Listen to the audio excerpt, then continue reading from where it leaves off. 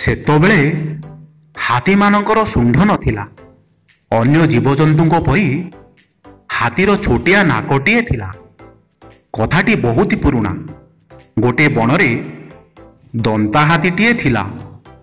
ସେ ଯେମିତି ବଳୁଆ ସେମିତି ଦୁର୍ଦାନ୍ତ ମଧ୍ୟ ଥିଲା। ହେଲେ ସେ କାହାର କିଛି ଅନିଷ୍ଟ କରୁନଥିଲା। ଖାଇ ପିଇ ମନ ଖୁସିରେ ଜଙ୍ଗଲରେ ବୁଲେ।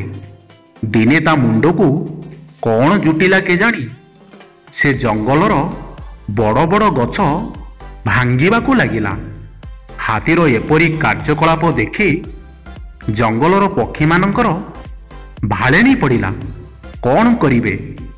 ଯଦି ହାତୀ ନିଇତି ଏପରି ଗଛ ଭାଙ୍ଗିବ ତେବେ ଅଳ୍ପ ଦିନରେ ପୁରା ଜଙ୍ଗଲ ନଷ୍ଟ ହୋଇଯିବ। ଆଉ ଆମେମାନେ କେଉଁଠି ରହିବା? ତେଣୁ ସବୁ ଜୀବଜନ୍ତୁ ଓ ପକ୍ଷୀମାନେ ହାତୀକୁ ବହୁତ ବୁଝାଇଲେ। କିନ୍ତୁ ହାତୀ ସେମାନଙ୍କର କଥାକୁ ଆଦୌ ମାନିଲା ନାହିଁ। ଆଉ ସେମାନଙ୍କୁ କହିଲା, ମୋତେ ମନା କରିବା ପାଇଁ ତୁମେମାନେ କିଏ? ମୋର ଯାହା ଇଚ୍ଛା ମୁଁ ତାହା କରିବି। ଜଙ୍ଗଲ ନଷ୍ଟ ହୋଇଗଲେ ମୋର କିଛି ଅସୁବିଧା ନାହିଁ। ହାତୀର ଏପରି ପାଗଳାମୀ କଥା ଶୁଣି ପଶୁପକ୍ଷୀମାନେ ସେଠାରୁ ଫେରି ଆସିଲେ। ଆଉ ଏକ ସଭା ଆୟୋଜନ କଲେ। ବିଲୁଆ ହେଲା ସେମାନଙ୍କର ସଭାପତି। ବିଲୁଆ ନିଜର ନିଶକୁ ମୋଡ଼ି ଗୋଡ଼କୁ କଚାଡ଼ି କହିଲା, ଦେଖ ଭାଇମାନେ, ହାତୀ ବଳବାନ ଜୀବ। ତାକୁ ବଳରେ ହରାଇବା ଏତେ ସହଜ ନୁହେଁ। ତାକୁ ପାନେ ଦେବା ପାଇଁ ଆମେ ବୁଦ୍ଧି ଖଟାଇବାକୁ ପଡ଼ିବ। କାରଣ ଦେହର ବଳଠାରୁ ବୁଦ୍ଧିର ବଳ ବେଶୀ। ବିଲୁଆ ମୁହଁରୁ ଏକଥା ଶୁଣି ସବୁ ପଶୁପକ୍ଷୀମାନେ ତାକୁ ବହୁତ ଟେକାଟକି କରି କହିଲେ, ହେ ବିଲୁଆ ନନା, ତୁମେ ହେଉଛ ସବୁ ଜୀବଜନ୍ତୁଙ୍କ ଠାରୁ ବୁଦ୍ଧିମାନ। ତୁମ ବୁଦ୍ଧି ବଳରେ ହାତୀ ନିଶ୍ଚୟ ପରାସ୍ତ ହେବ।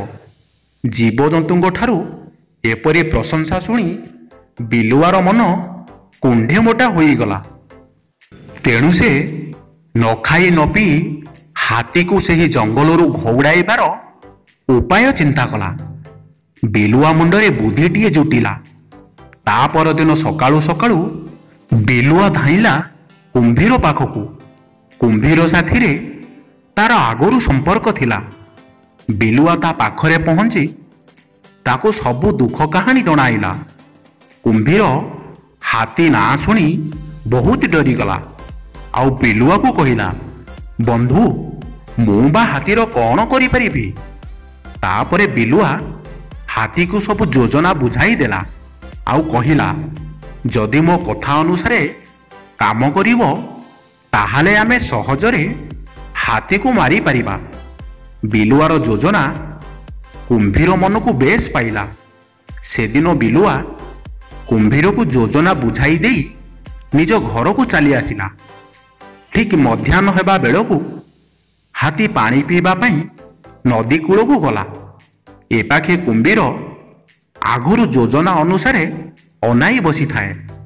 ହାତୀ ପାଣି ପିଇବା ପାଇଁ ନଦୀକୁ ମୁହଁ ବଢ଼ାଏ ତ କୁମ୍ଭୀର ଖପ୍ କିନା ତାର ନାକକୁ କାମୁଡ଼ି ଟାଣିବାକୁ ଲାଗିଲା। ଦୁହେଁ କେହି କାହାକୁ କମ୍ ନଥାନ୍ତି ବଳରେ। ଏପରି ଟଣା ଓଟରା ହେଉଥିବା ସମୟରେ ହାତୀର ନାକ କୁମ୍ଭୀର ଦାନ୍ତରେ କଟି ତାର ମୁହଁରୁ ଖସିଗଲା। ତାପରେ ହାତୀ ପାଣିରୁ ବାହାରି ଦେଖେ ତ ତାର ନାକରୁ ରକ୍ତ ବାହାରୁଛି। ଆଉ ନାକର ମାଂସ ଛିଣ୍ଡି ଲମ୍ବେଇ ହୋଇଛି। ତେଣୁ ହାତୀ ଜୀବନ ବିକଳରେ ଦୌଡ଼ିଲା ହନୁ ବୈଦ ପାଖକୁ। ସେ ସମୟରେ ହନୁ ମାଙ୍କଡ଼ ଥିଲା ପଶୁପକ୍ଷୀମାନଙ୍କର ଡାକ୍ତର। ହନୁ ମାଙ୍କଡ଼ ହାତୀ ନାକରେ ବହୁତ ଚେରମୂଳି ବାଟି ଲଗାଇଲା। କିଛି ଦିନ ପରେ ହାତୀର ଛିଣ୍ଡା ନାକ ଶୁଖିଗଲା। ହେଲେ ଛୋଟ ନାକ ଜାଗାରେ ତାର ନାକ ଲମ୍ବା ହୋଇ ରହିଗଲା। ହାତୀ ତାର ନୂଆ ଲମ୍ବା ନାକକୁ ଦେଖି ବହୁତ ଚିନ୍ତିତ ଥାଏ। ଆଉ ଦିନେ ହାତୀକୁ ଶୋଷ ଲାଗିବାରୁ ସେ ନଦୀ କୂଳକୁ ଗଲା। ଆଉ ପାଣି ପିଇବା ପାଇଁ ନିଜର ଲମ୍ବା ନାକକୁ ପାଣି ଭିତରକୁ ଲମ୍ବାଇ ଦେଲା ଓ ସେହି ନାକ ସାହାଯ୍ୟରେ ପାଣି ପିଇବା ତା ପାଇଁ ସହଜ ହେଲା। ଆଉ ଲମ୍ବା ଲମ୍ବା ଗଛର ଡାଳ ଭାଙ୍ଗିବା ମଧ୍ୟ ବହୁତ ସହଜ ହେଲା। ତେଣୁ ହାତୀ ସେବେଠାରୁ ନିଜର ଲମ୍ବା ନାକ ପାଇଁ ଆଉ ଦୁଃଖ ନ କରି ବରଂ ଭଗବାନଙ୍କର ଆଶୀର୍ବାଦ ଭାବି ବଞ୍ଚି ରହିଲା। ସେହି ଦିନଠାରୁ ହାତୀର ଶୁଣ୍ଢ ଲମ୍ବା ହୋଇ ରହିଗଲା।